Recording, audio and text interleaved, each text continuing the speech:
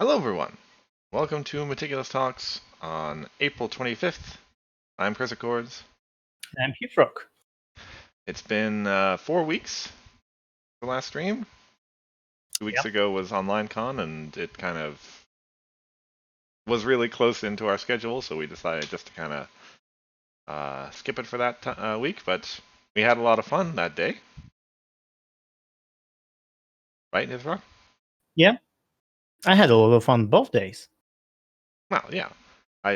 Saturday was the draft, and the only one that I played in. But yeah, I was watching most of the games on, well, not most of the games. I watched like one game each round of the actual Harmony tournament as well. So I tried to see basically every deck that was in there at least once. So a few things to say.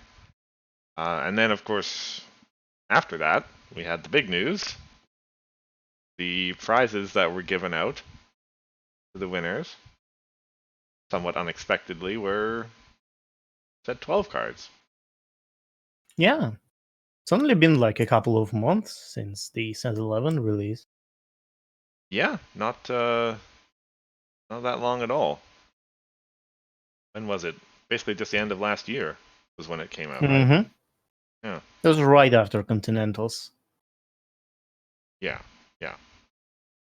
So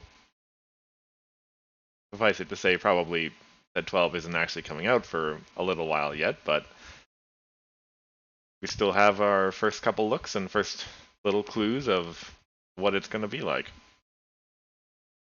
Yeah. We know the set symbol. Is that for sure the set symbol? I mean, I don't know. Okay. But it's not a placeholder. Like, it doesn't look like a usual placeholder. We'll see. As far as I know, there's really nothing can be said for certain that something is final about the card. Like, even the spoilers that they've got, they might change in the future from... Like, that's the impression that I've got. Yeah, that's my understanding as comment. well. It's everything is still subject to change, but they wouldn't have put them out there unless they were at least, I would say, like 85% certain that it was going to be substantively similar to what we see. Yeah, it's not like, here's a card, we designed it yesterday. Mm-hmm. Anyway, first up is the actual tournament itself. And we were just talking, and I had kind of forgotten about before we got here, what was kind of big and important and different about this Harmony tournament as opposed to all the others that have come before it is that this is the first one that was done with sideboards. Mm-hmm. So even the decks that we know and love and have seen before, they're still different. Because, well, generally they're going to have 5 cards more than they would have had before. So, to get started, it was you who won the tournament. Yep. And yeah, this is yours. So, let's talk about your sideboard. Okay. Well, first things first, I was very lucky to not get matched against Bugle. That's the only reason this deck is 4-0, because it always loses to Fireworks. On that note, Smithers played the same deck, and he did actually get matched against Bugle, and he did lose to that. So sideboard. There are a couple of things that were added to this deck as a sideboard. One is Destiny Drain. Second one is Magical Misfire. Hyper Beam. Bellyflop, I think, wasn't here before. And some other card I can't remember, because I just named... I think it was Third Pinky Sense, because it used to run 2. Sounds right, yeah. Yeah, so the reasoning about these cards is that since this deck really loses, like, could lose to some... another sideboard card is Backup Vocals, but it did have it before. but it's kind of a sideboard card. Like you take it out in pretty much every scenario. So in there against yeah. like Bubbly Mare, essentially? Yeah, that's the only reason to have it there. Yeah. That's why you remove it in pretty much every case except that one. So the reason behind those sideboarding cards is that sometimes you really need more removal against some aggro decks or control decks. Like there's some things you can't allow to stay. The same with resources, like having Desert Shroud in play is pretty bad. That's why an extra piece of resource removal might be very valuable, but you don't always need it. So Hyper Beam is a really good sideboard card for that case. Another reason Hyper Beam is useful is because it has 2 rec, and the way to get 2 rec in this deck is through Fire of Friendships, which you'll be discarding a lot because this deck draws a lot. Mm. So, and the same reason is for Belly Flop, but with friends. Having extra friend removal is especially useful. And the reason this deck didn't originally have Belly Flops is because it doesn't really play friends, like at all. But when you really need it removal, I think having an extra Belly Flop is useful, and you can retire Professor of Laughter. Mm-hmm. So, Destiny Drain is a good one against a mirror match or another combo deck. And for pretty much any other decks, it usually doesn't, like, it usually sideboarded out. Even though it is a useful card, it's good to have. It's really not worth the slot against non-combo decks. But against other combo decks, it's just you win the game card, so I'm willing to pay 380 for that. Yeah, it's well, it's the card that everyone thought of when they saw sideboards were a thing. First of all, I imagine. Yep. Another card that is often sideboarded out is Magical Misfire. That's also like one of those definitely sideboard cards because you don't really need Misfire against decks that don't like interact with their discard pile. Like, do you care about having Magical Misfire against blue-yellow? Probably not. Another sideboard card here is Nightmare Moon. Like, I'm talking about many different cards that are sideboarded out. It's the idea that like Bugle mentioned on Discord that actually like there's a core deck and there are things that are useful in different matchups. So while the sideboard is 5 cards, the variables, like the cards that you remove out, are much like there's way more than 5 cards. Yeah, absolutely. Yeah, so Nightmare Moon is another good sideboard card. I usually keep it for like control decks and stuff like that and other combo decks because it can devastate other combo decks. And when you have Pinky Sense and they don't, it's amazing. We actually had a mirror match with Smithers, and he plays a Troublemaker down, and we both have Pinky Sense in play.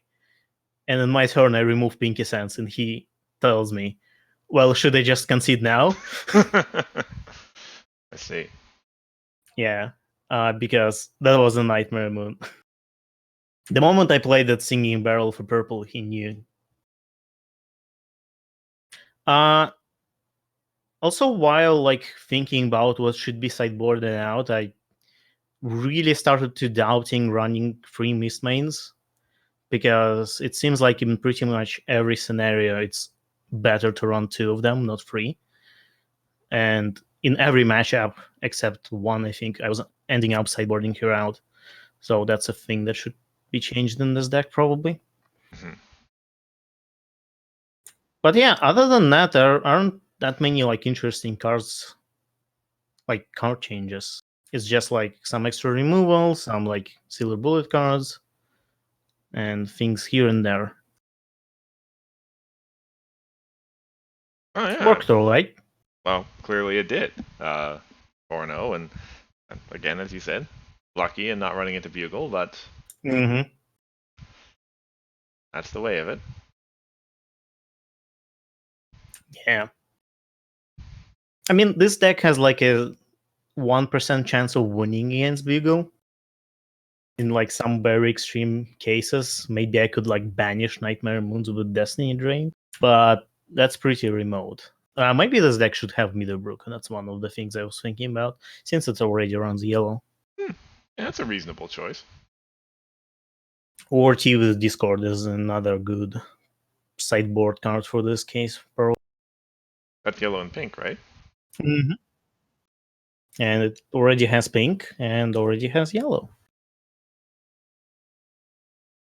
Yeah, that's worth considering. I know, well, unless something more fun comes up, Bugle's probably going to keep bringing fireworks to every Harmony tournament, so. Nice Baron gets banned. Yeah, actually, that that might be the more likely. Yeah, I don't know. I mean, so I'm really biased against her because I play combo decks and she ruins them. So I would like to see her gone. But that's a very biased opinion. So I'm not like saying that she should be gone. Yeah, I don't know. It's that same sort of. I mean, we had a whole stream to talk. Well, not the whole. Yeah, we stream had a talked discussion about this before. Yeah, I'm not super convinced either yet that she absolutely needs to go, but I think there's an argument to be made there.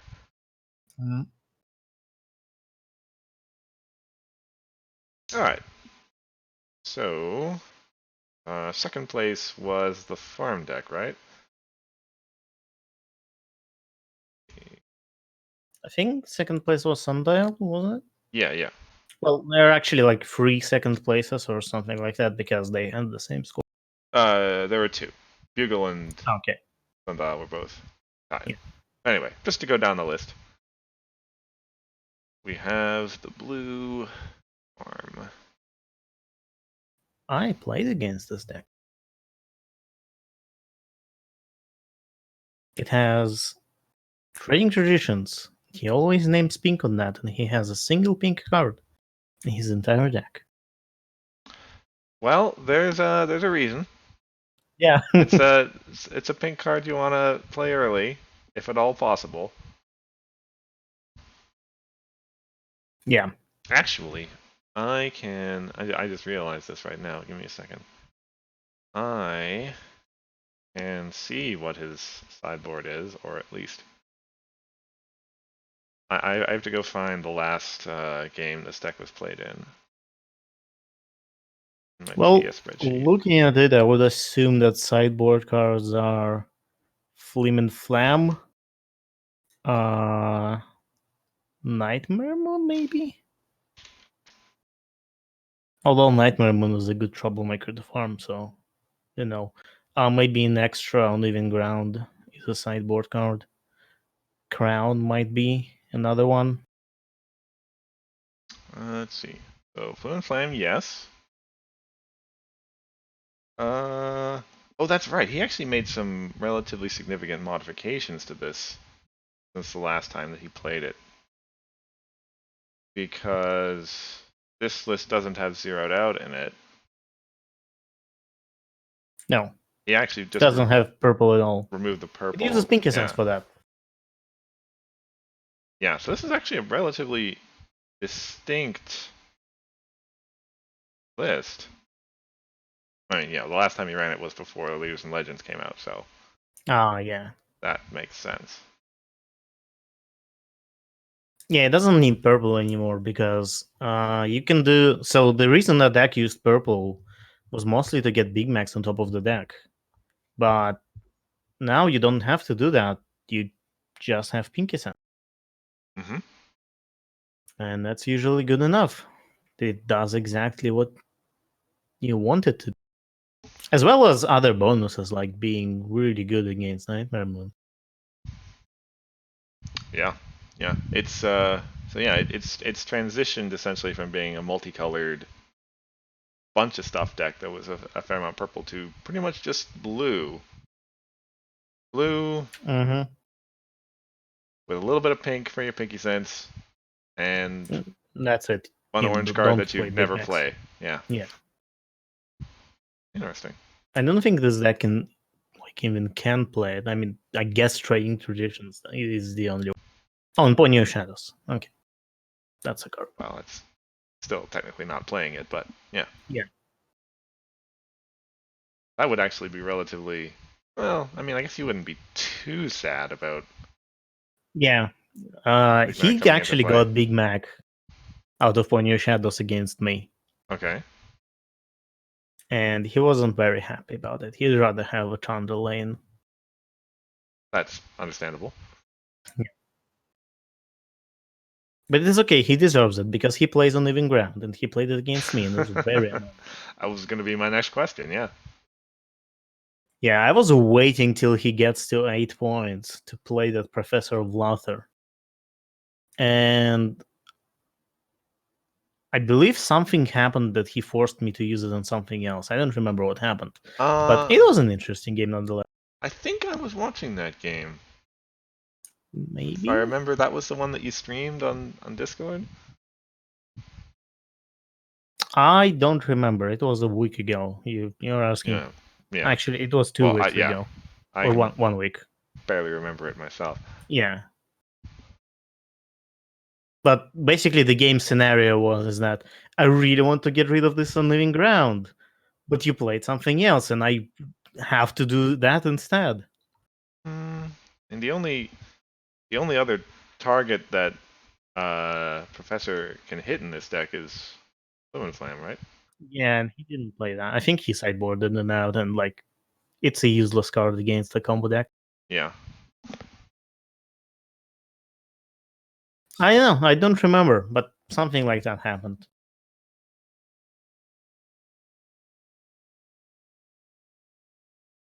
Anyway, farms. Yep. Been doing it Even pretty Harmony. well since well, for a long time. Yeah. We could use some chaos control in the meta. It'd be nice to see that back, yeah. I wouldn't complain.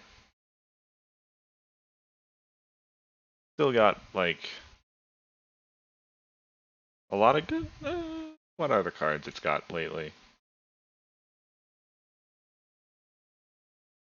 Oh. Chaos control, well, I guess Pinky Sense is a thing. And also Flurry Heart, which starts face-offs every turn. And you draw the card you flip, I think, or something like that, like the Flurry Heart from Leaders and Legends. Yeah, yeah. But other than that, not much. Well, I guess we are talking about Harmony, right? So, or wait, are we talking about Core or Harmony here? I don't know either one. But we're talking about how much Chaos Control gained. Right. And I think Pinky Sense and Flurry Heart are pretty much the only things that it gained. Yeah, probably. Yeah, I guess. Guess so. Fireworks? Fireworks. Also, one last note about the previous deck. It had Fire and Reggie in it, which was interesting. Because Fire and Reggie is not doesn't really help you farm. In fact, it's the opposite if you get it at the wrong time. It's pretty bad. Mm-hmm. So that was an interesting card there. And I guess he had dilemmas for that reason. He wanted to get those points and aggro sometimes. Well, yeah. But it's a risk. Yeah, when you transition to running mostly blue, it makes sense to be a little bit more aggressive in your gameplay. Mm-hmm. Yeah, it gives you more options. Like you can either farm or you can do other things. Mm-hmm. If you struck it rich with Thunder Lane, then well, there are lots of ways to win the game from that point forward. Yeah.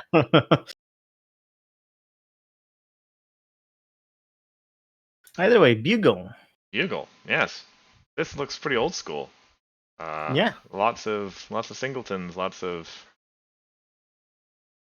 Where's F-Stop? he's in the ban list. Pretty clearly. But turns out that Gyro's still good. Mm-hmm. I mean, it's a combo deck that revolves about one event. So it's like having PFF, but for events. Pretty much, yeah.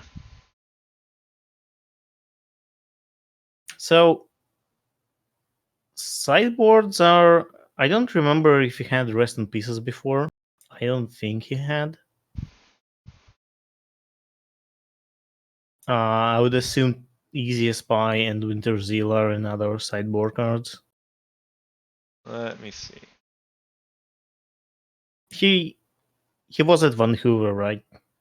Well, he played this in a Heiko earlier. Oh, that makes it easier. Yes. I believe same name deliveries are a new inclusion as well. So he has one extra copy of Destiny Drain. Used to only have one copy. Yeah. Napcakes actually wasn't in the earlier build. Oh.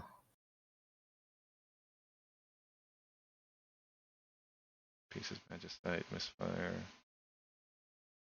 Day, Crack, Work, Fireworks Party.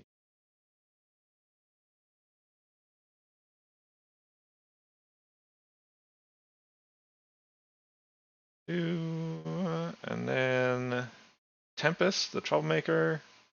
Mm-hmm. That's, I suppose it is against Wobbly Mare.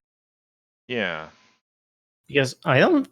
Can this deck even do anything without Tempest if Bubbly Mare flips? One Fireworks thing per don't flip turn. mains, so Yeah. I guess he can still he only needs to play Fireworks once, Right. so Yeah. It's not that big of a deal, I don't think. yeah. Although, uncovered. Is it possible that you could, if you have Tempest out, could you, as part of your fireworks, leave Bubbly Mare on her start side? Oh wait, no, the fireworks doesn't. Oh, okay, whatever. Yeah. I'm actually not. All right, I would have to look closer because I don't actually see 5 cards worth of difference between these decks, even though obviously there is. Anyway. Can you link me the deck list? Maybe Oh. I'll see something. Sure.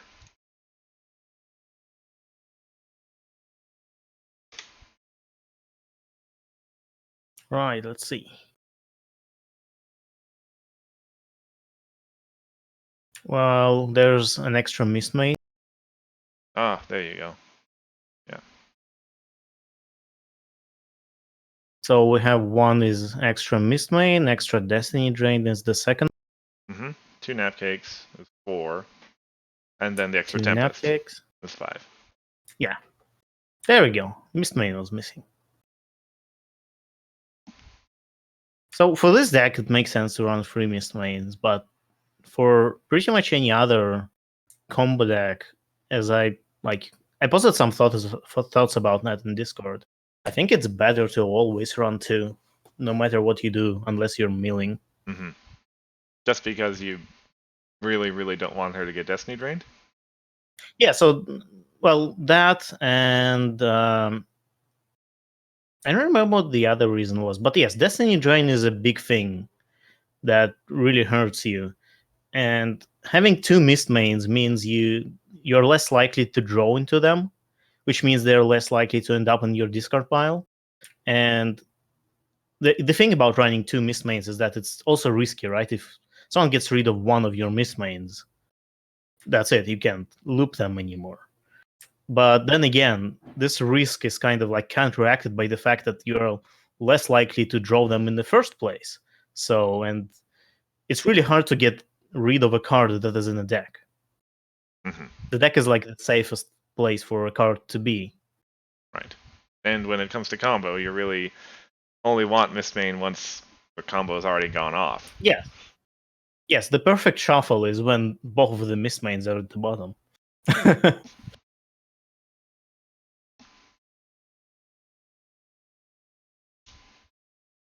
All right, that does make sense.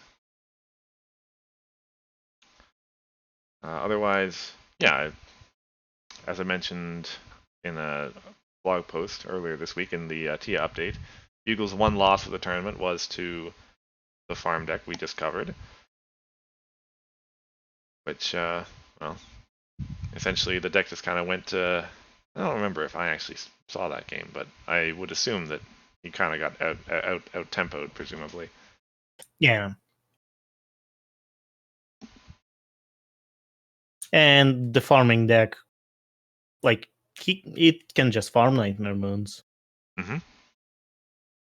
It's pretty easy. Like, the thing about farming decks, it doesn't need cards to get rid of Nightmare Moons. So even though you're milling the farming deck, you can still deal with it.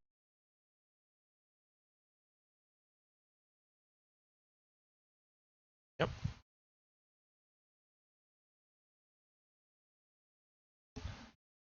Okay. All right. So next up was Smithers, who was playing the same deck as you, although with a different sideboard. So yeah, worth mentioning to some extent. So the reason he ran different sideboard is because I wasn't sure if I was going to play myself in the tournament. And he offered to play my deck for me because I really want to play my decks at every opportunity. And when I don't get one, I ask people to proxy for me, as we've seen in the past. Yeah. So I gave him the deck, but the deck didn't have a sideboard because I've never really had a chance to update it. And I didn't give much thought about sideboard, and I told him, okay, so like this card and that card could be sideboarded in, maybe that card. And he also gave some thought to it as well. And he put in some extra removal and extra backup vocals. And I think that's pretty much it. That's mostly what I'm seeing, yeah. Extra belly flops, extra food fight. Yeah. He doesn't have the Destiny Drain or the Misfire. Yeah, no Misfire, no Destiny Drain, no Hyper Beam. I think there's an extra Pinky Sense. Original deck had only 2 Pinky Senses. This one has 3. Yeah. So yeah, extra removal is definitely helpful against control decks and aggro decks because there are cards you really want to remove, like on Living Ground. But the reason I went with more like silver bullety thing to my sideboard is that usually this deck doesn't lose to control or aggro, and it more loses to things like other combo decks. Right. At least in my experience playing it, I actually didn't play it that much. This tournament was like the second time I played it. I think another time I played it was in Silver Span. Maybe I played it in Heiko. I'm not sure. Well, I guess I'm the person who can tell you.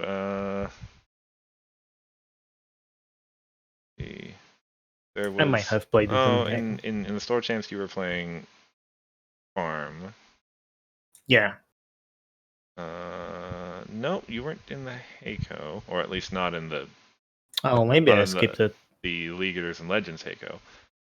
And yeah, there's me at Van Hoover, and then we're into last set. So. Yeah. Oh yeah, that was your first time playing this thing officially. Yeah, well, I played it in Silver Spanner, and that's the only thing before this, I guess. Silver Spanner is something different. Yeah. You could say. See, I mean, I think Smithers did pretty well. I think he has 2 losses, right? Yes, he has 2 losses. One to me, which is a mirror match, and one to Bugle, which is like a direct counter. So I think that's a pretty good score. Yeah, that makes sense. And like if in our mirror match, if I won and if he won and I would lost, it would be the opposite scenario. Oh, you would have played against Bugle? Yeah, I would have played against Bugle. and he would play against Arakat. Or maybe he wouldn't play against Arakat. I'm not sure he was matched before.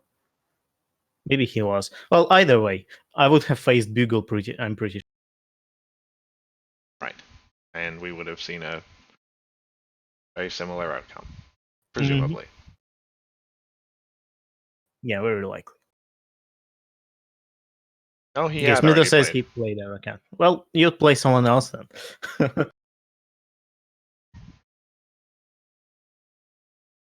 Right. Next up after Smithers was Ivory Starlight with the orange Luna control. Where is it here? Okay, there we go. Yeah, actually didn't get a chance to play against this deck. It's let me see. I have a memory of this deck having been played at some point earlier, like much earlier. Not. It was a style that existed a few sets ago, I think,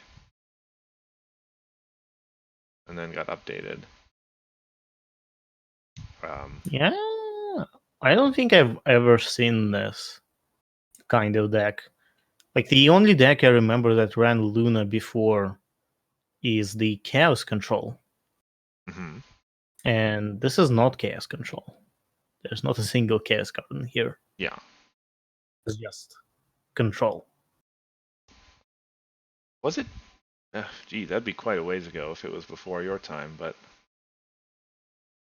I think this was an earlier list, but you'd have to ask. Yeah, it might be. It was just probably before me then. You'd have to ask VP about it. Yeah. Well, what can you tell me about it? Well, you banish all the good stuff out of your opponent's hand, and then kind of keep doing that throughout the course of the game. Yeah, but there's only 3 Tempests in here. I mean, you can't have more than them, but that's very few ways on flipping your main. Well, Dream Seized helps too. Oh, yeah. And yeah, you kind of reach a point where your stuff. Oh, there he is. Good.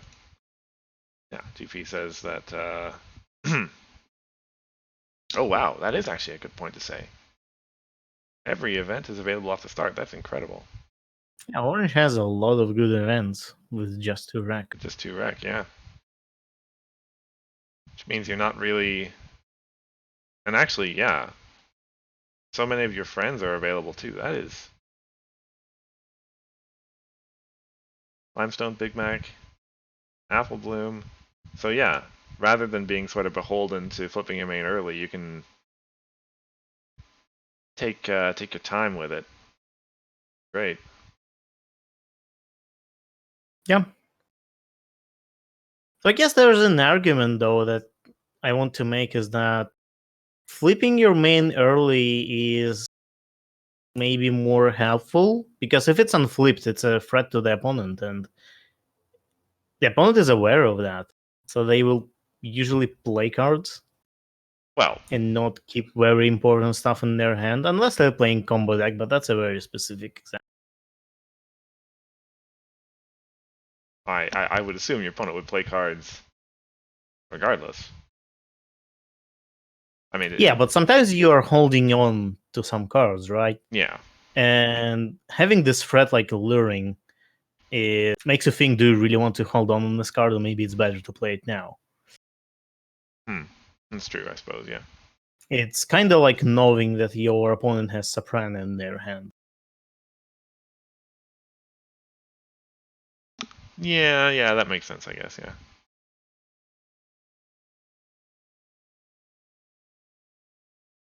But yeah, I don't think I actually watched any games of this deck being played. It's a shame. Yeah, I haven't like encountered it either, so I would like to play against it someday to see how it works. Yeah, Yeah, GP makes sense. All of Yeah, I the mean, bailouts.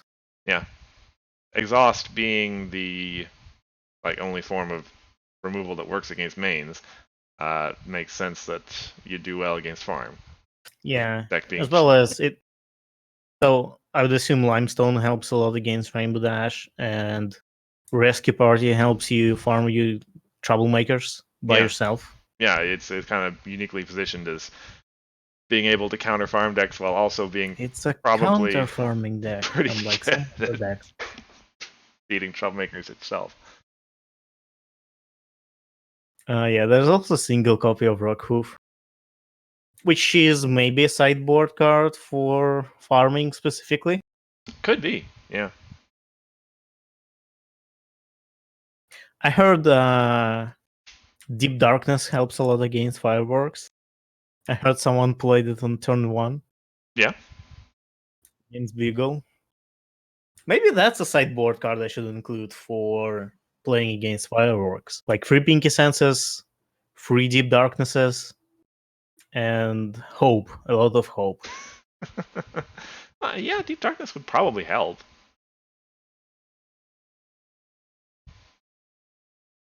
I mean, it's yeah.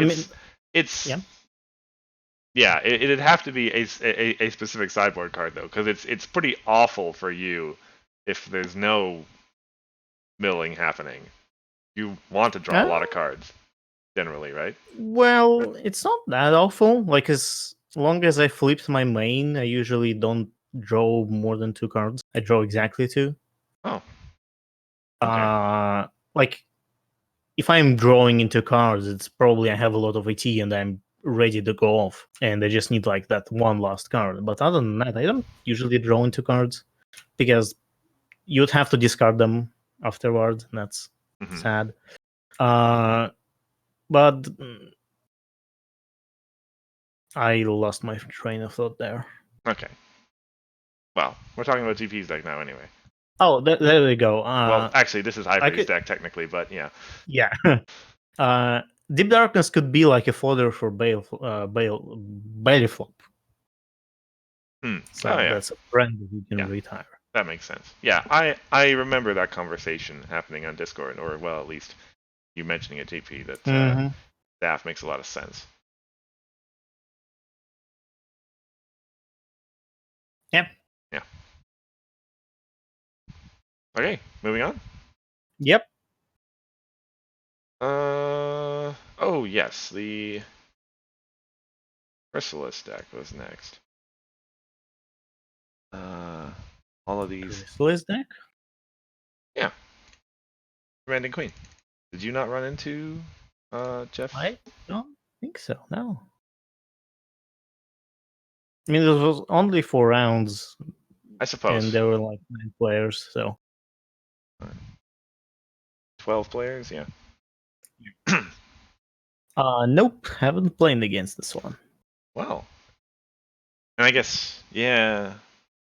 So the interesting thing about this, for someone like me who's been tracking deck lists for a while, he's been working on this deck for a long time, honestly. And it's gone through a number of different iterations.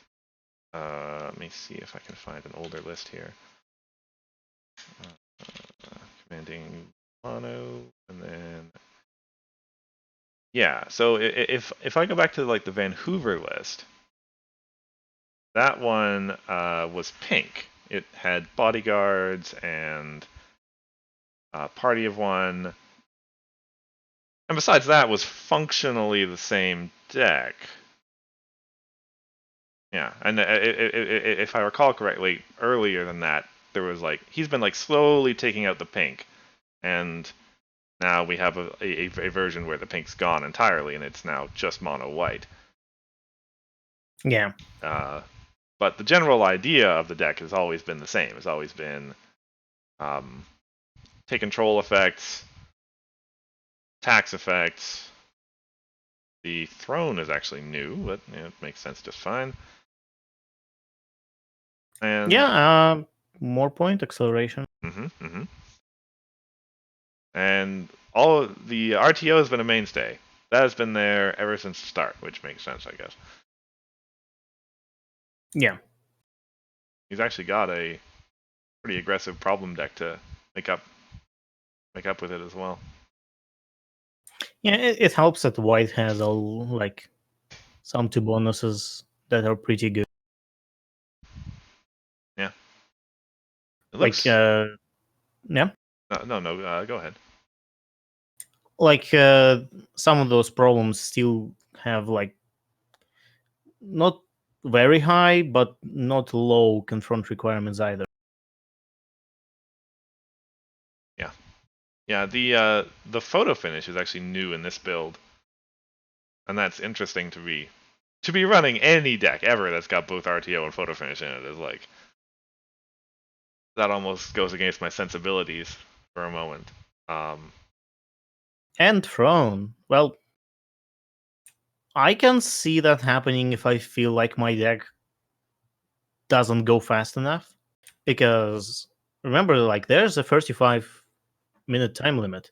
And if you manage to lock your opponent down, but they're like at 11 points, you still have to catch up to them. Mm-hmm. So maybe having so much point acceleration is good. Maybe some of them are sideboard because maybe Throne is better in some cases and photo finish in another case. Yeah, absolutely. I can imagine that being a boarding target. You certainly, once you have enough experience playing the deck, you get a sense of which matchups are going to be more back and forth confronts and which are going to be more lockdown. Yeah. It's interesting. I guess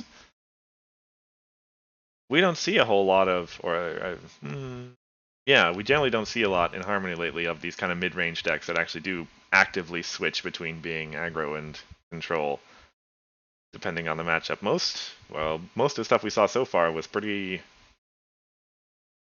We're playing combo. We're playing control. Playing farm. Very little actual aggro at this tournament, but well, not in this one, but like Poppy is still a deck, and that's kind of an edge between aggro and control. that's true. Yeah,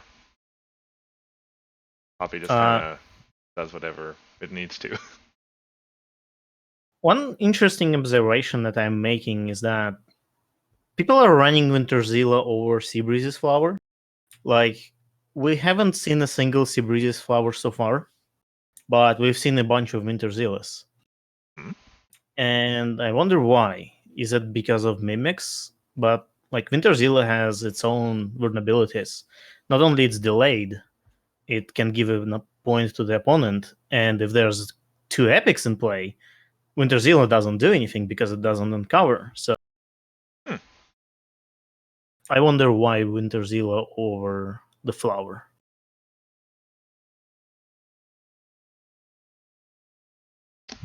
Tough call. I go back and look at. Okay. Go back and look at some of these other lists.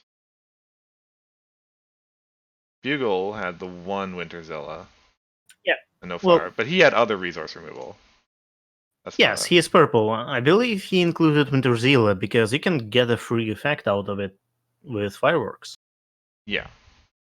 Makes sense. Sundial had 3. And they were his only resource removal. Yeah, there's not many other options in blue. Makes sense. Except, as you mentioned, flower. So. Yes. So I wonder why people prefer Winterzilla over flower. Like, as a farming deck, if you have 2 epics in play and someone plays a very annoying resource like Spooky Ruins, what do you do? Yeah, unfortunately, I'll have to ask him that the next time I see him. Yeah. And I guess we'll see as we go through the rest of these if that's a choice that everybody else made or not. Alrighty. Next up. Yep. Next up is Ara's list. It's a core deck, from what I've seen. Oh, okay. But no flower here either, then. Probably not. As far as I've seen, it was mono pink core, Ran Cannoneer. It was my last matchup, my final round. Right. Had some Pottimares, had some Sea Poppies. Yeah, there it is. Yeah, it looks very core to me. Mm-hmm.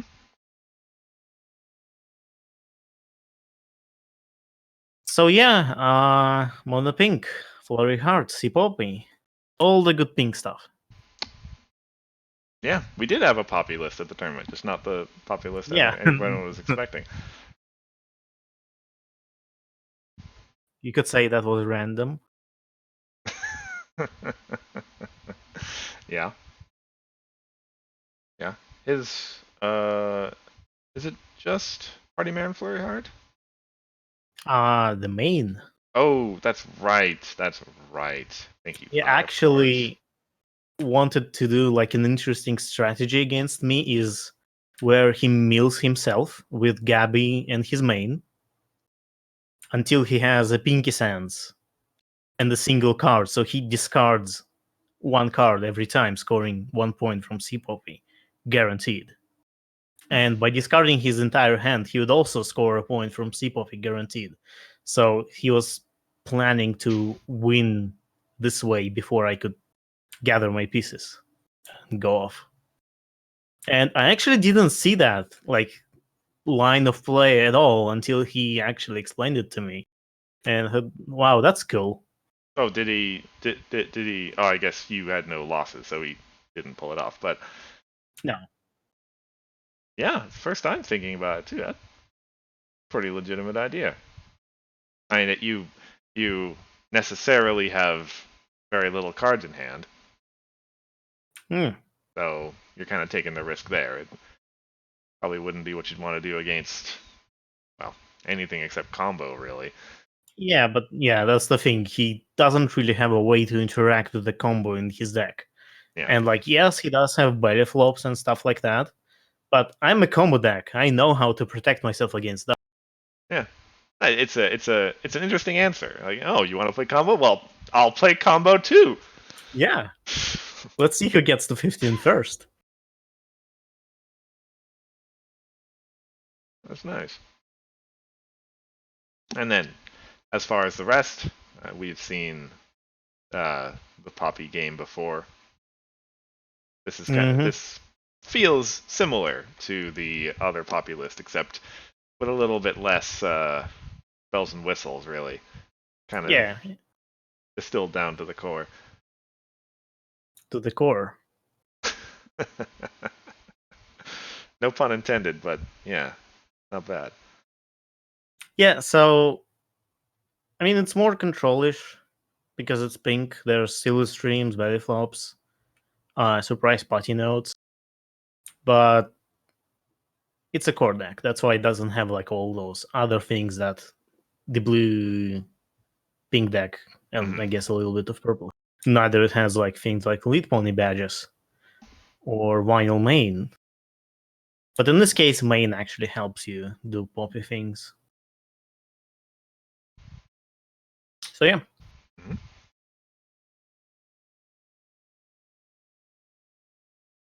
Neat stuff. Alrighty. Moving on. Mm-hmm. So, Andrew's list, or Slorgador, as he is on Reddit. The first Paradox Pony list I've seen in a long, long time. Oh, that's the reason for the like. I'm looking at it and it's like, wait, what? And I didn't look at the main, but the main explains everything. Yeah. Because I'm looking at this like, is this reanimator? And I'm looking like for redeeming qualities and like Orchid Blossom. There's none. It's like, wait, what? Yeah. Yeah, Paradox Pony. The old list got banned, if I recall correctly. Well, a card in it got banned. It ran Portal probably. Anyway, so that would be the reason why I haven't seen it in a long, long time. But and also people kind of got tired of it, I think. But functionally, yeah. This is your old school. Well, not the old school paradox list. The old school paradox lists were a little different. See if I can find one. No, I mean the idea is still the same. You play big stuff. Yeah, absolutely. Yeah, it wasn't. Oh, geez, it's actually BABSCon last year was the last time that we had one show up. Oh, that's a long time ago. That's a year ago. Yeah.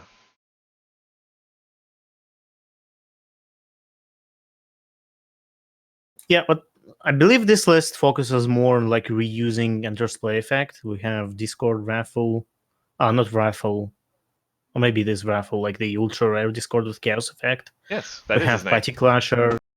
We have portals. Like all the good stuff, and there's a bunch of good interplay effects as well. Spitfires, Captain Jack, Megamare. I don't remember what. Oh, right, that's Coco Pomel that like lets you banish an event or something, and you can play it. Yeah. I know that card because of my eating contest. It's true, yeah.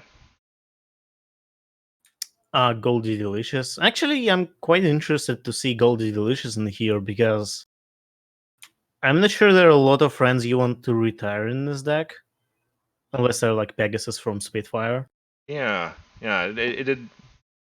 Like, he doesn't have main 6 for the combo. Because it's banned in Harmony. Yeah. Makes sense. Well, there is. So There's Creator Choir, and there's some friends that are okay with the retiring, but in general, well, so like one thing is, if you want to use Thorax as your method of having stuff stay in play, then you need tokens. oh yeah, you're right. I would love to see Brian in this deck in the case,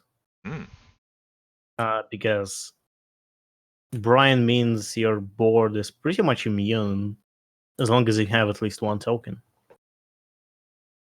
Or, well, how much removal your opponent has. Yeah. But yeah, Thorax is a very good point.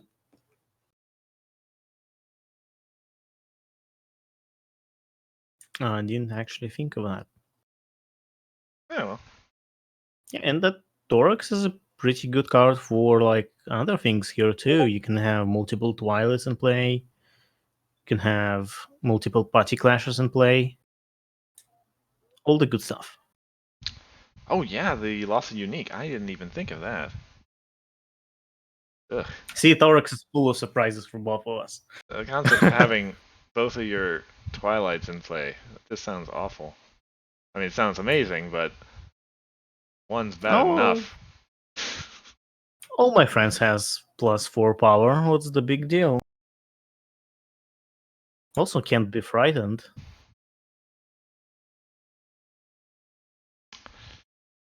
Yeah. Alright. Okay. Next deck. Next deck is Utopia. I think I played against him. Oh, okay. Yes, I did play against him. I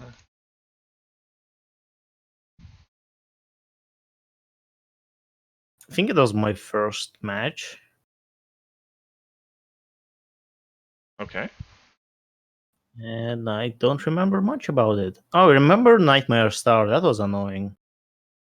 I don't remember. Oh, Nightmare Star is annoying because once she's in play, I can't use Snips and Snails to replace problems, including her. It doesn't stop my combo, but sometimes I really want to get rid of some troublemakers or problems. Right. Oh wow, Blindfold. I don't think he played Blindfold against me, but Blindfold actually stops my deck. It does. It's a card I have to deal with. Yep. Yeah. As well as Desert Road. That's a lot of answers to my deck. I think he did play Desert Road, but I don't remember quite. Oh, Limestone is very annoying. He used it on my vinyl all the time. Ugh. Makes sense. Ugh. It was a hard match. He was very close to winning. Oh, okay. But yeah, it's pink-orange. Let's see.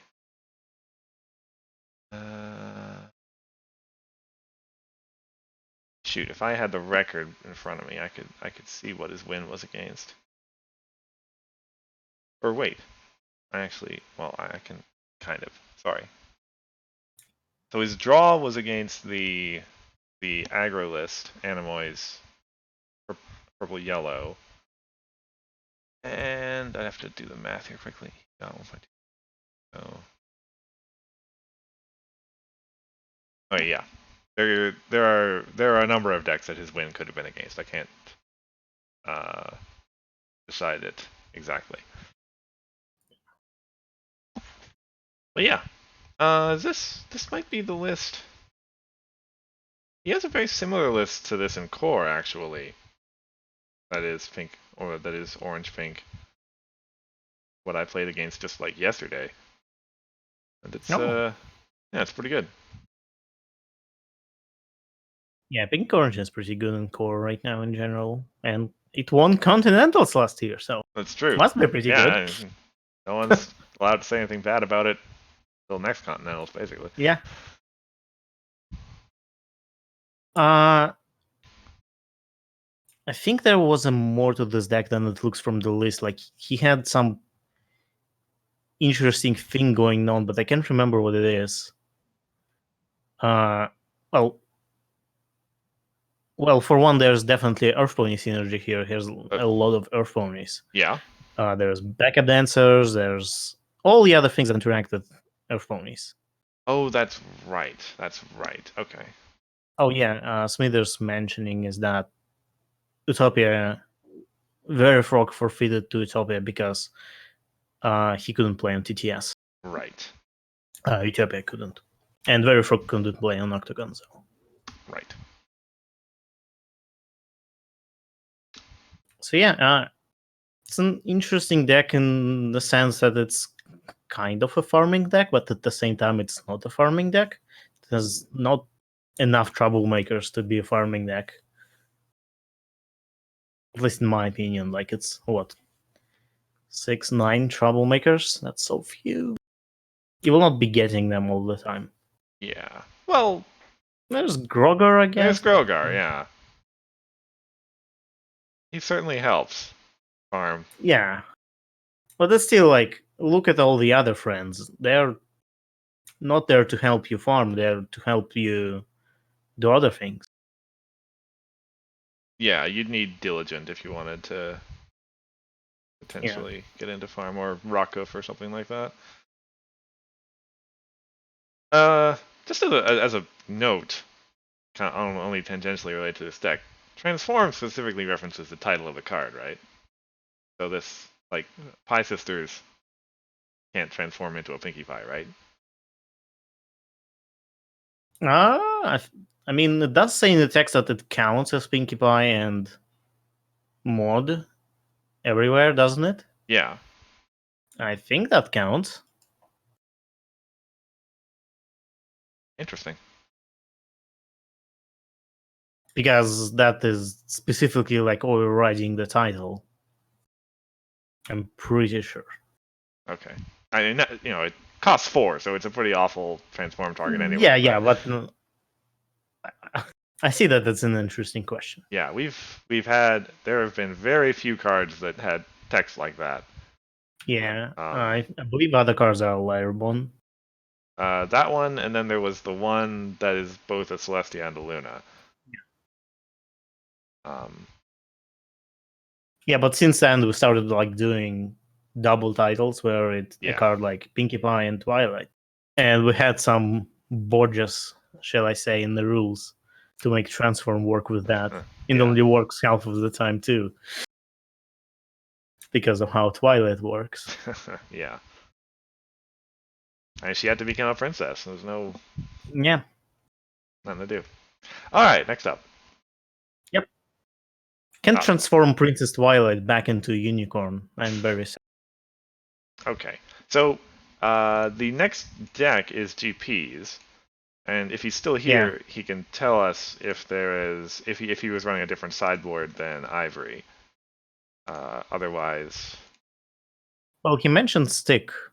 Okay, no differences. Okay, so let us move right along then to Werefrog. Oh, I see. You mentioned stick that the deck needs the stick, not that it had it. Yeah. So the Werefrog could only play on TTS. So how many? Oh yeah. So I'm not sure how many games he actually had. He had at least a couple. I think the forfeit to Utopia was the only forfeit he had the whole tournament. No, that's pretty good. It was a relatively TTS friendly tournament in general. Yeah. But okay, we have Wonderbolt Farm. Yeah. I said not a whole lot of aggro tournament. This deck can aggro. Well, yeah, it's Thunderlane. It's worth pointing out that the farm we had was Blue Farm, which necessarily, if Thunderlane gets working, then it's tough to tell the difference sometimes. Yeah.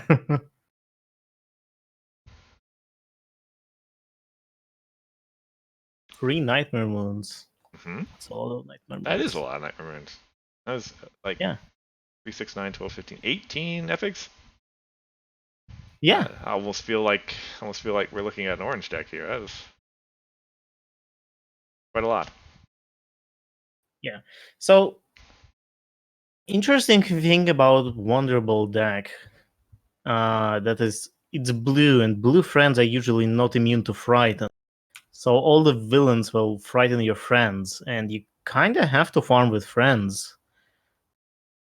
Except in like some rare cases where you're like the troublemakers, you could like farm our Azotl and Lord Tyrek, but for like Ponyo Shadows or Nightmare Moon, you'd have to have something more than just your main and having +2 and flips. Well, you've got staff and shield presumably most of the time as well, but yeah, but you don't always have them, and they get removed. Like Metabrooks are things. Yeah. So that's why I always felt like Wonderbolt is kind of a main where you kind of have to play orange with it, because not only orange gives you immune to frightens, it gives you extra flips, which works really well with this main. Mm-hmm. He does have the double trouble for the extra flips. For the attack. But I think it could use more. Like you could use the those extra flip cards if you have like a rainbow deck. Yeah. I think that will be pretty helpful. Oh yeah, good call. But like imagine a rescue party in this deck, right? If you had orange. Not only you can farm with it by itself, you also get double flips. So you get +4 power and face off from your main. Mm-hmm. Yeah. And this deck does have a monstrous flip average, thanks to all those epics. So yeah. That makes sense. That's how I always felt about this particular main. It kind of always goes with orange, at least as far as farm is concerned. For aggro, I think it's fine to not run orange. But yeah, nonetheless, it's a mono blue.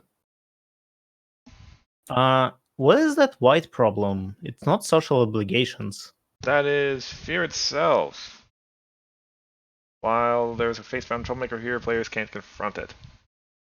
Yeah, I like this problem. I used to run it in my control decks.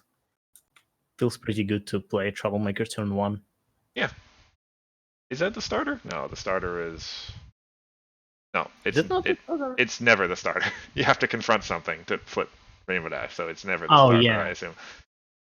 Yeah, that's why Lacking Lesson Plans is here, I believe, to confront.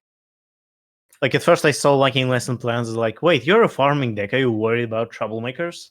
But then I remembered it's a confront to flip main. Yeah. Yeah, actually, makes some amount of sense. Fear itself there, because it's good to have that defense against your opponent TFOing while there's a troublemaker in the queue, as it were. Yeah.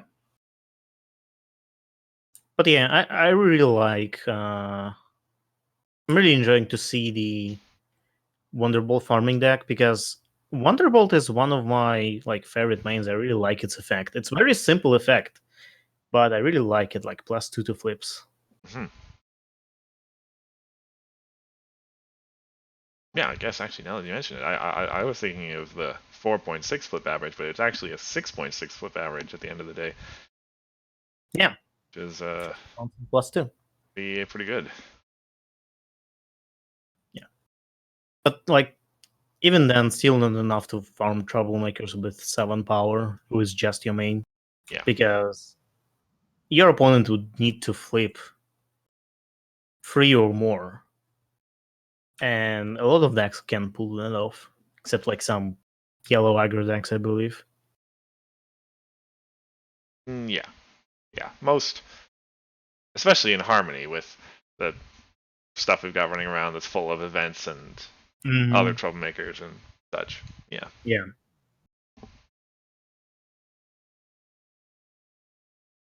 All right. Which I believe, yes, one more. Animoy. Is it Anima? Yeah. Yeah. Did you play against him? No, I don't think so. Okay. See, my opponents were Utopia, Smithers, Aracat, and Sundial. There we go. Right.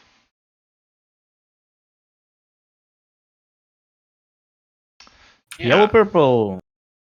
If I remember correctly, yellow purple had some. I remember seeing earlier versions of it. That's right. There actually was a yellow purple deck at Store Champs last year using this main. Mm-hmm. Last year, winter last year. Yeah.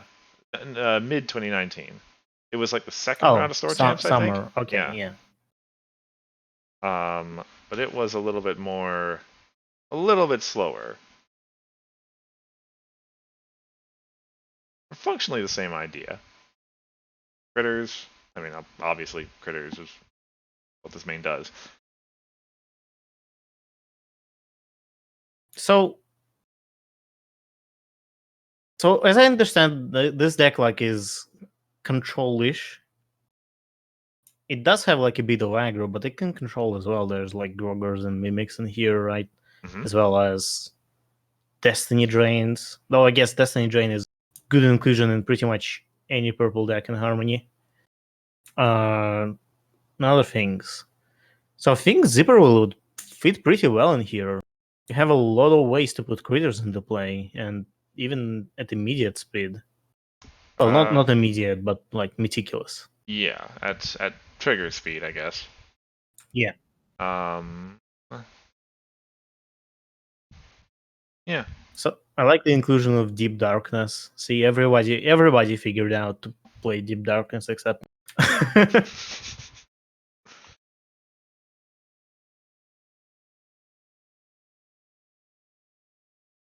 But yeah, I mean, if you wanted a mid-range deck, Cursed, I think that's pretty close to it. It's it's not a control deck. Right. It doesn't control hard. It controls a little bit. But yeah, it's not it doesn't pure quite aggro fit the bill as aggro either. You're right, yeah. And those bunyips and day shifts definitely. Yeah. A bit, but. Well, I mean, I would include day shifting even in a control deck, probably. But bunyips, yeah. I guess bunyips are also a point acceleration tool. Yeah. I mean, you can view it to some extent as a throne, a slightly more efficient throne. Is it slightly more efficient? It's 218. Well, your first point only costs 1. Oh yeah, that's fair. Yeah. Instead of 4 for throne, yeah. 3, I think, for throne. Throne only costs 2, right? Yeah. Yeah, and you need to pay 2 for your first point. Yeah.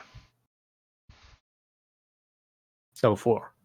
Oh, 4. That's right. Yeah. Anyway. I don't remember, does Gargis work on your troublemakers? Can you uncover Groggers multiple times? Yeah. Doesn't say anything about opposing troublemakers. Pretty good. So yeah, I think this is as mid-range as you're getting. Probably. Well, maybe a little bit more heavily on the aggro side, actually, but still. You know what? Another card that I would love to see in this deck is Pegasus Royal Guard. Also fits right in here. Lots of way to get 3 friends into play at the same time.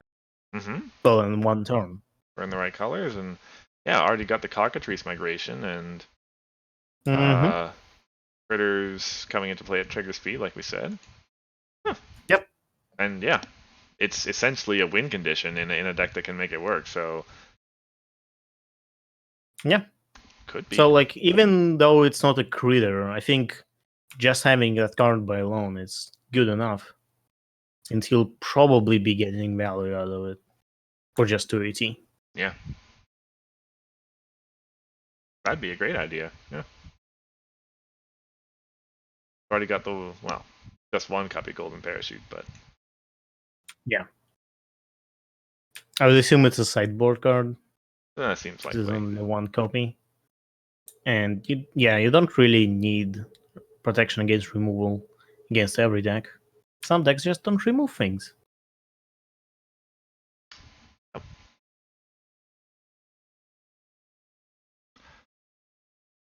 Okay. Well, that brings That's us to the OnlineCon. end of the tournament, yes, but not the end of the news. Nope. As the let's get to the right. Next OnlineCon is happening 9th of May. Well, yeah, that is most certainly news as well. It's gonna be core, and I'm gonna be running a new deck there, which I plan to run at BABSCon.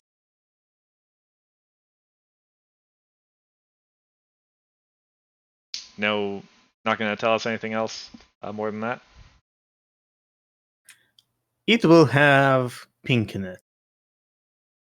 Okay, that's honestly, that is news from the guy who's always blue, purple, white. Yeah.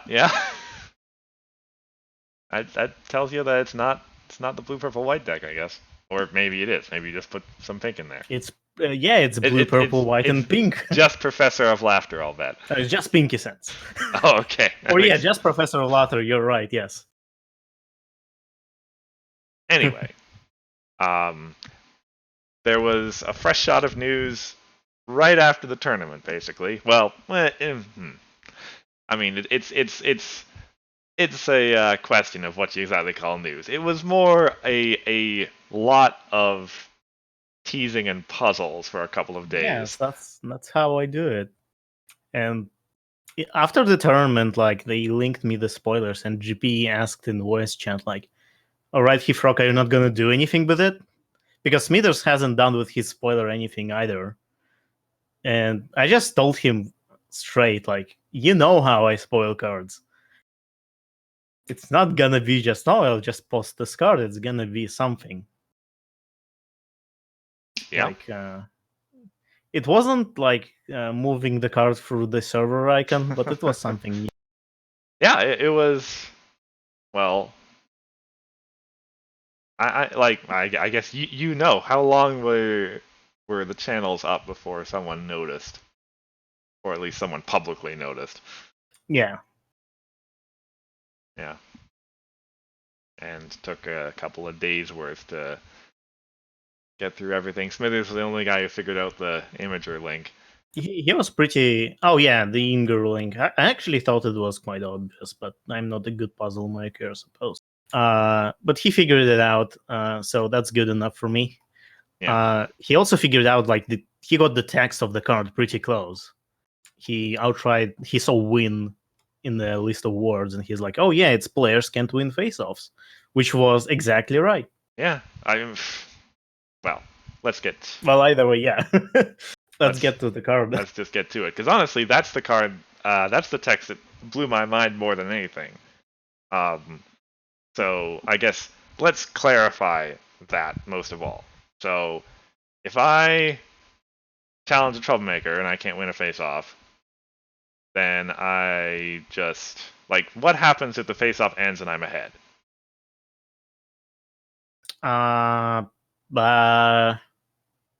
Good question. Hold on, let me actually look at the comp rules. I believe you lose. Okay. But I might be wrong. It might be that you can't win, but you're not a loser either. It depends on how a loser is defined. Well, GP says that I lose. Okay. Yes. Troublemakers are only defeated if the challenger wins. Fair enough. Yes, but the thing is when you lose, you actually move a character home. But if you don't lose, you could have a troublemaker not being defeated but not losing either, like with Cheerly when she ends the face-off, right? Nobody loses, but nobody wins either. Right. Well, that's still an important thing here. Do you actually lose? Well, I trust GP here as the guy who presumably designed the card, or at least was familiar with it too. Okay. And presumably the same also applies to problem face-offs then. The face-off does properly end and the problems do get replaced. Yeah, so the rule says that the player with the power total higher than any other player wins the face-off.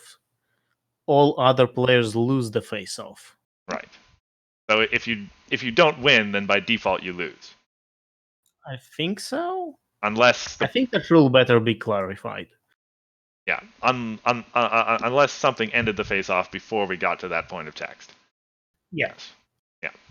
Except for there's the very tiny edge case where the face-off is tied, both players are out of a deck, and no one can play anything, right? Yeah.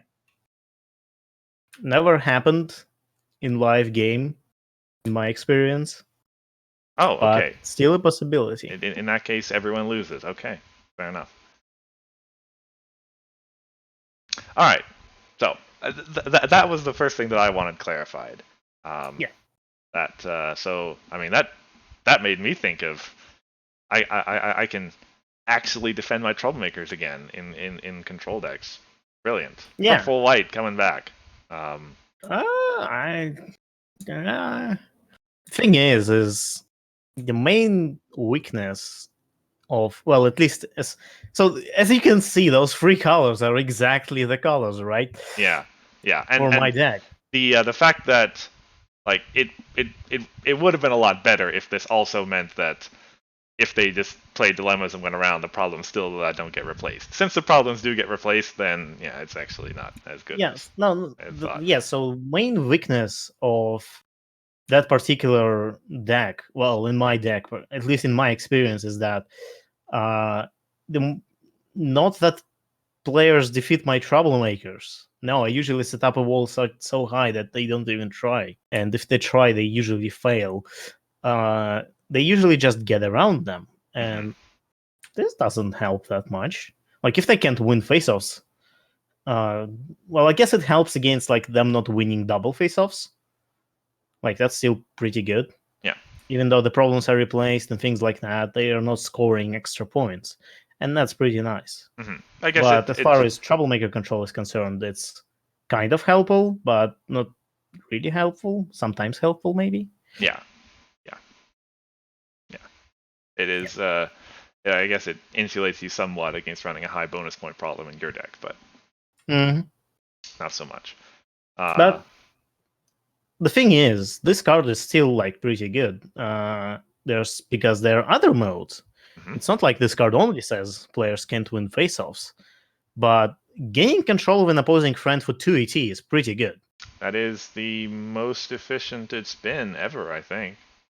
It was 4 basically for a long time, and then 3 from Pharynix, but 2 I think is the cheapest it's ever been. Wasn't there Cozy Glow?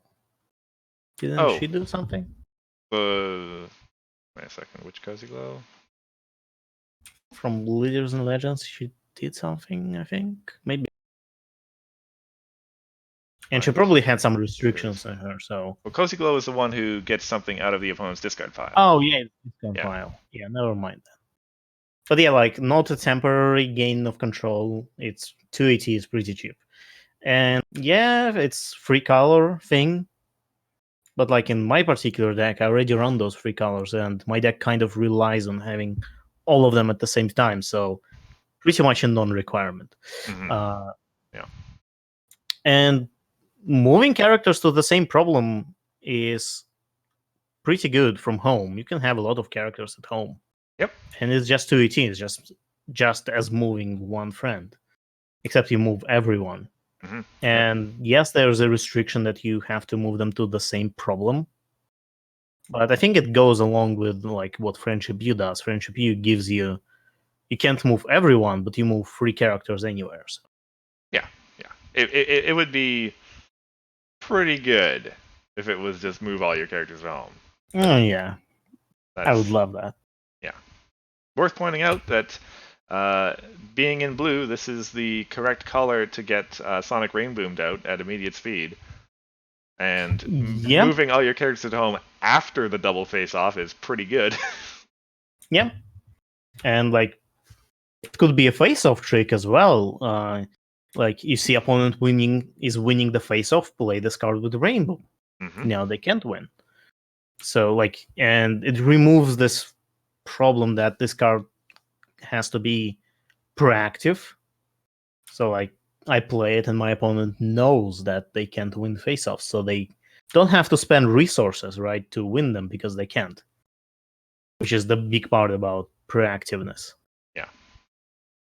But with Rainbow, it can be reactive, so might actually make Rainbow more worth to run in a blue deck, in a blue-purple-white deck. Yeah. Granted, that Rainbow being 4 blue rec, it would change the structure of your tricolor deck probably. Yeah. Yeah. Could be interesting. Either way, exciting. And we know now that blue, purple, white is the tricolor, which means the other is pink. Sorry, orange, pink, yellow. Orange. Yeah. Yes. Which. Well, so we'll see. Yeah. What song do you think it is? Orange, pink. Oh shoot, I don't remember enough of season 9 already. Like, the thing that I'm actually most curious about this set, and I guess given. Well, yeah, so it's like, we know what the set's going to be about. It's going to be about the last half of season 9, right? And yeah. And we know like, how are we going to capture the whole idea of the ending of the show in this set? That's my big question. And that's largely a flavor question, and I know that's probably not done yet, but yeah. Yeah. How are we going to capture the villain 3 and the kind of struggle, the fight, the climax, all that? How is that captured in the design properly? And this card doesn't answer that at all, but be interesting. Yep. Speaking of which, there's a spoiler. Card? Was Cozy Glow Troublemaker. At 5 power, 1 point, in this very interesting piece of text. If you would move one of your characters to a problem, you may move this card to that problem instead. Moving Troublemakers hasn't been a thing since Absolute Discord, I think. Marks and Time. Ali Cornell.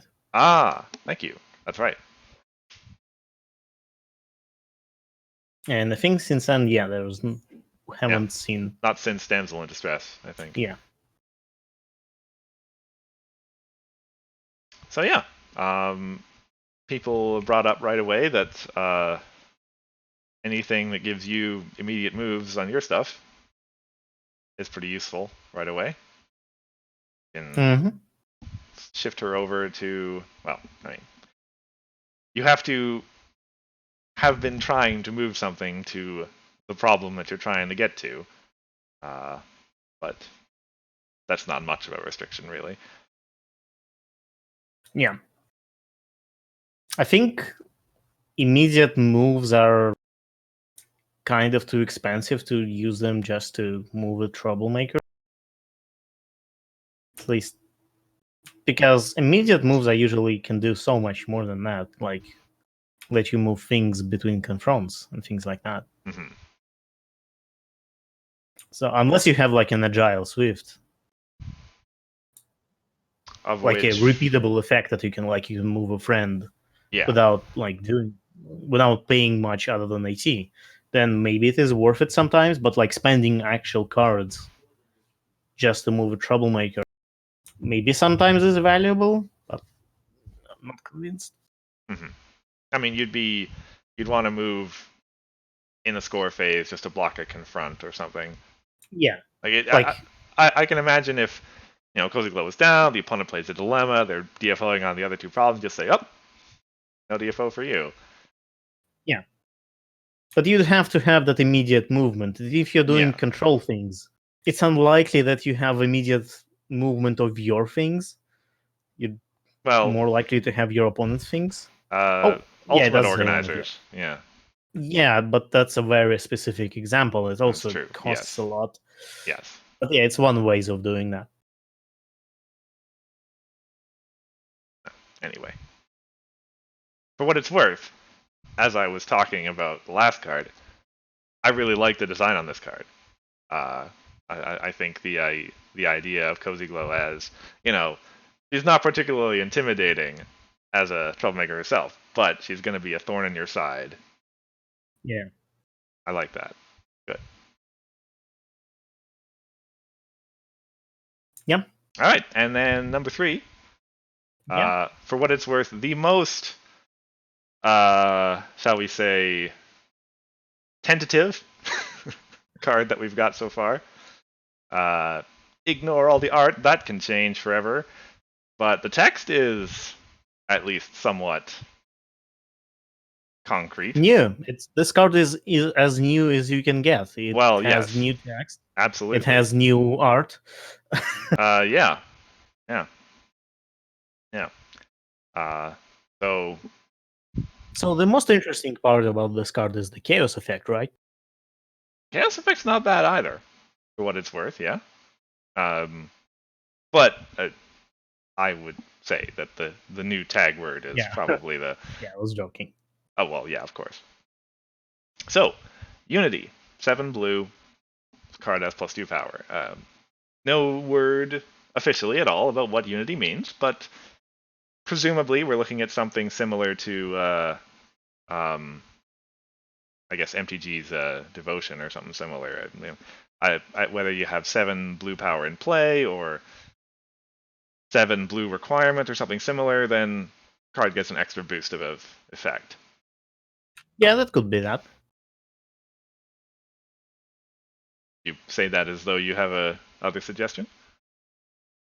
I mean, theoretically, it could be some other things too. Like you could, there's so many things you can do with colors. Like maybe Unity 7 could mean show like cards from your hand worth of 7 blue power or something like that. Oh yeah, yeah, possible.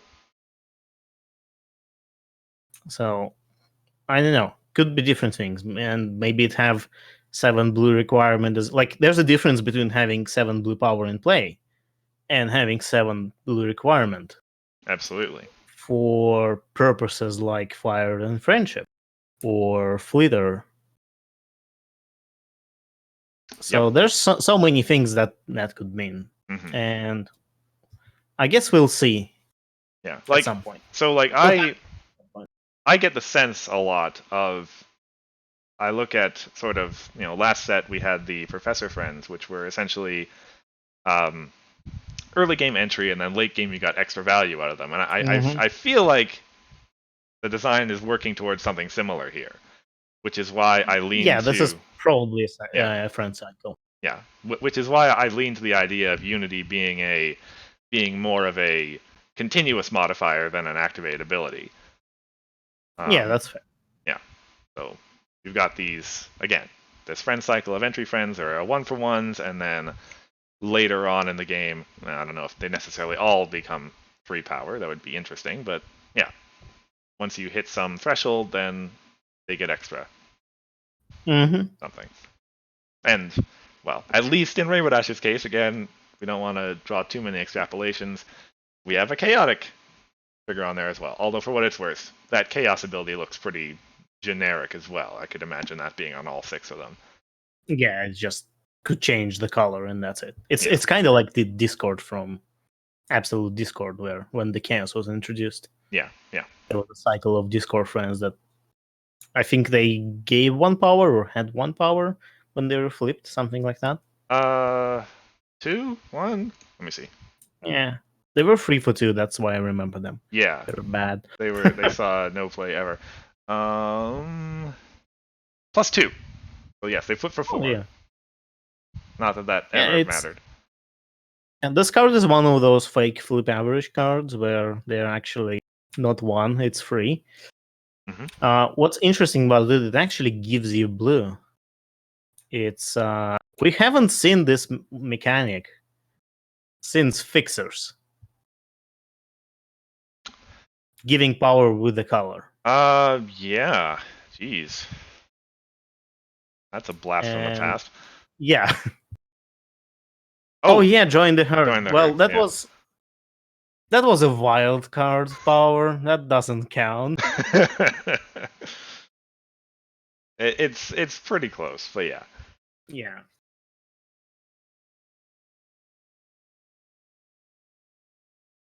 Alrighty.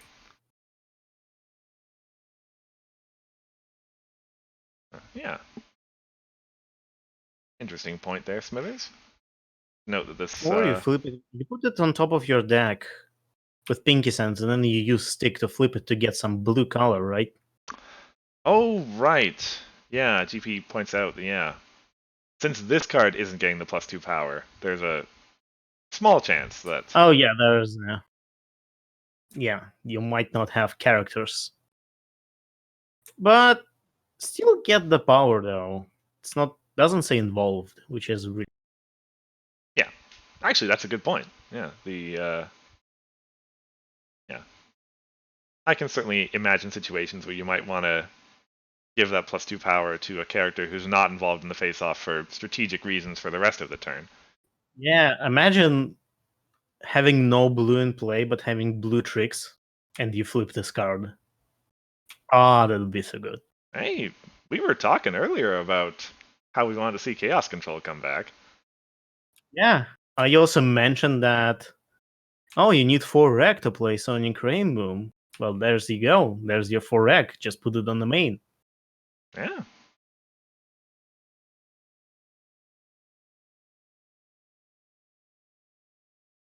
So yeah. Yeah. Well, before we wrap up discussion, it's probably worth at least tossing out an opinion on the speculative nature here, which is to say, the visual design here is very tentative. What say you, where it concerns Pony Life and the CCG? I mean, I would prefer it to be the clay action that we've got recently on the art. The thing is, we don't know anything about Pony Play, Pony Life, except that this one picture, so it's really hard to say. We do know about the mouse. My suggestion actually was to, instead of spoiling the card like Ara did, just posting it. That's boring. What you do is you make a GIF where it starts with the mouth, but then it zooms out, like step by step, into the full card. What I'm hearing is Hithroc should be doing like all the spoilers, basically. It'd be a much richer experience. Yeah, I mean, it's not for everyone. Like, I know some people don't. Some people prefer to just see the card right away instead of trying to, or like being messed with, basically. And I understand that. So I think it's like, I'd like to have some spoilers, but I think all of them would not be for everyone. Have like some exhibition match where the deck randomly has spoiler cards mixed in, and someone just flips one suddenly on stream. Yeah, We should do that when Meticulous talks like, oh, we have this bonus thing like live gameplay. Oh, oops, it's a spoiler card. How did that get? Maybe. Anyway, to put my own thought in there, I generally don't care too much about art, for what it's worth. Oh, Yeah, I mean, honestly, this card looks fine as is. Like, I feel quite indifferent towards this particular art, at least. Okay, yeah, I agree with that. Yeah, I mean, if it had Trixie, that'll be so much better, but guess can't have it all. That's right, Smithers. I remember that. We did the cube draft and there was spoilers randomly shuffled in. That was pretty good.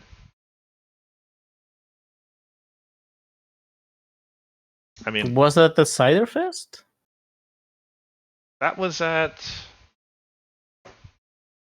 Well, I remember Cider Fest had like Losers and Legends cards before. Yeah, it was released. BronyCon. That was right. Because I wasn't at Cider Fest, so yeah, I believe it was BronyCon. Yeah. Well, we're gonna have to have a physical con if we want to do that this time around. No, maybe we'll have Cube Draft at some point in the draft sim. Can your draft sim support cards that like aren't in regular Ponyhead? Yeah, well, okay. It can't right now, but in plans, like the plan is that it could support like anything. Like new cards, you got it. You want your own sicknesses? Here we go. You want specific pack structure? All right. Like I have designed a little system to allow players to do that, but I have to implement it, and that's the hardest part. Time for another beta test OnlineCon?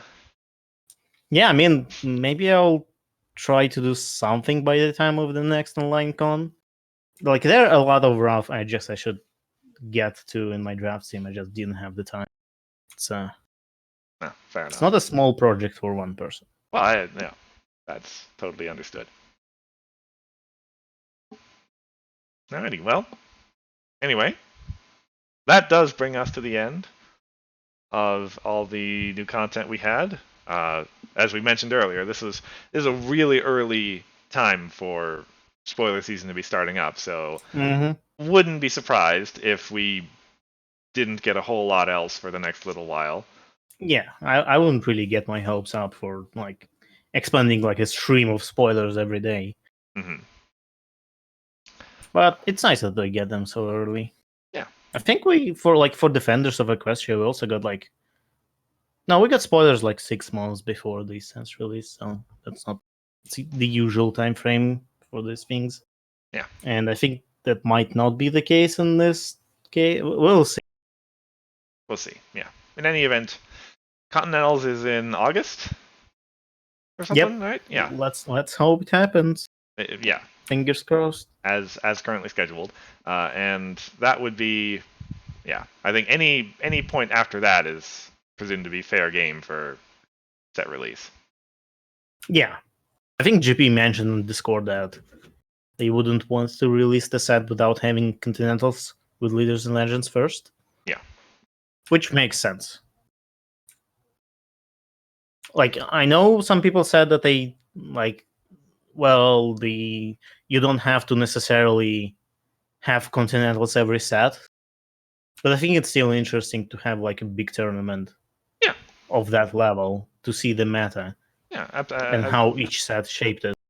Absolutely, you want to have that chance for people to kind of conclusively make their statement as like, all right, this is the deck I think was the best that there was going to be out of this set of cards.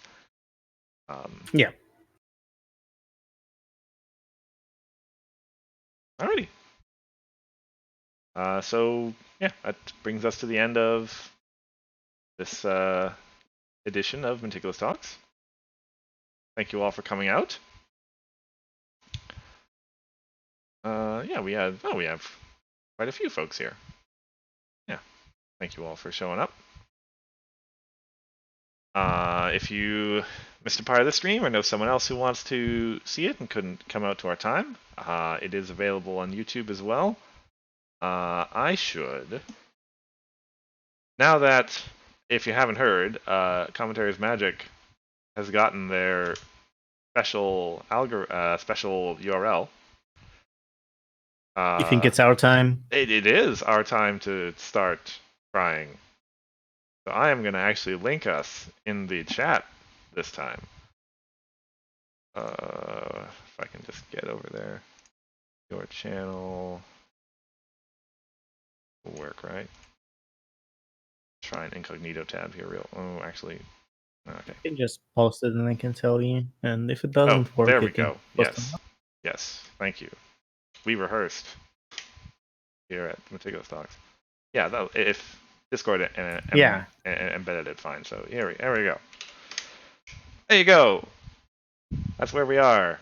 Consider giving us a sub so that we can have a real URL. Maybe. We've got a ways to go to get there, but yeah, and I mean, eventually. Yeah, who knows? Possibly. Per as I usually say, this stream will be uploaded there probably in a couple of hours as soon as we finish up. And then the next stream will be 2 weeks from now. Who knows? Well, we'll find something to talk about. Won't that coincide with OnlineCon? Oh shoot! Maybe we should shift them by 1 week. Yeah, we're probably going to want to stagger them a little bit here. Okay. Well, we'll do something. Yeah. And I guess more word on that in the coming days. Okay. Till then, I've been cursedchords. I've been Hithroc. And we will see you soon. Bye.